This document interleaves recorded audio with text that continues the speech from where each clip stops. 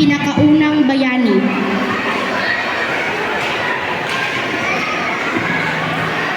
Ako si Magellan at sasakupin ko ang bagtan at di ninyo ko mapipigilan. Ako si Lapu-Lapu, hindi mo masasakop ang Pilipinas. Dito kami pinanganak, dito rin kami mamamatay. Para sa Pilipinas!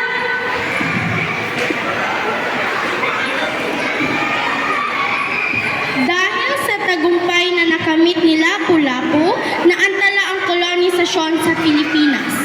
Hindi lang tungkol sa pagkapanalo, kundi umukit rin ito ng kasaysayan na nagsisimbolo sa katapangan ng mga Pilipino. Tapang ng sibat at tibay ng kalasag laban sa madilim na pagnanasa ng makabagong armas. Ilang taon nang lumipas, isinilang ang mga bayaning Pilipino na naging dahilan para makamtan ang minimithing kalayaan ng mga Pilipino gamit ang sandata, utak, damdamin, talino, at pagnanasa na mabawi ang mga bagay na dapat ay sa atin.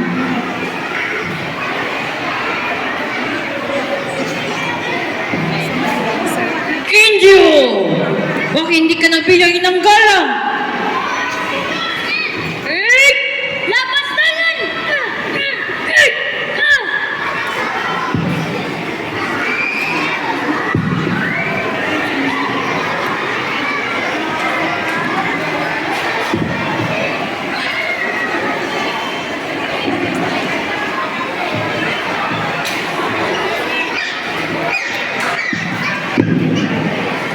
Hindi das ang kailangan para makamit ang kalayaan. Pero kailangan ito ipaglaban. Hilaban ng mga Kastila gamit ang papel at tinta. Damdaming hindi magigiba. Fuego!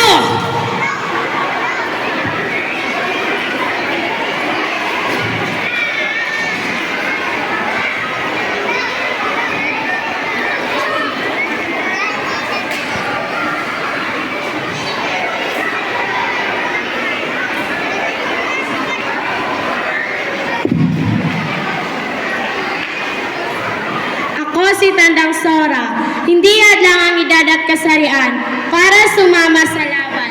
Para makamit ang kalayaan, ako ang magsisilbing ina ng revolusyon. Mga kasama! Sabayan ninyo ako! Unitin natin yung sinula! Mabuhay ang Katipunan! Mabuhay ang Pilipinas!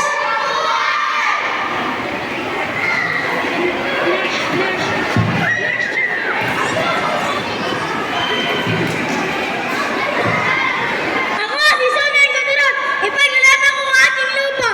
Kayo, mga mistulang, mga kalabang, hinahayaan ninyo maging alipin kayo.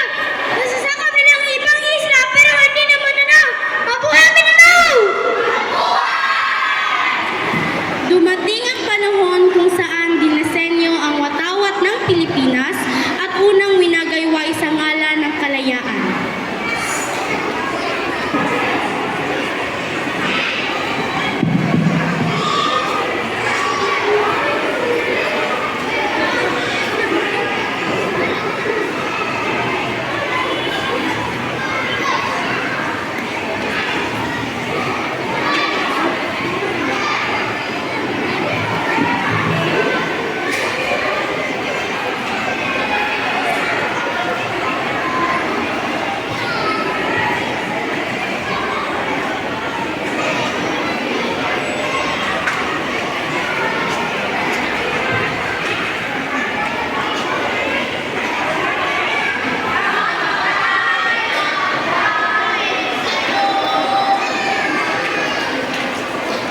Bagamat nagapi na ang mga Kastila at nabawi na ng mga Pilipino ang kalayaan, hindi pa rin doon natapos ang paghihirap ng mga Pilipino sapagkat